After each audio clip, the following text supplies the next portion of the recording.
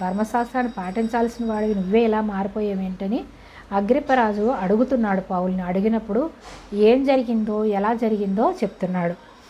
రాజా, మధ్యాహ్నమందు నా చుట్టూను నాతో కూడా వచ్చిన వారి చుట్టూను ఆకాశం నుండి సూర్య తేజస్సు కంటే మిక్కిలి ప్రకాశమానమైన ఒక వెలుగు త్రోవలో ప్రకాశించడం చూచితిని.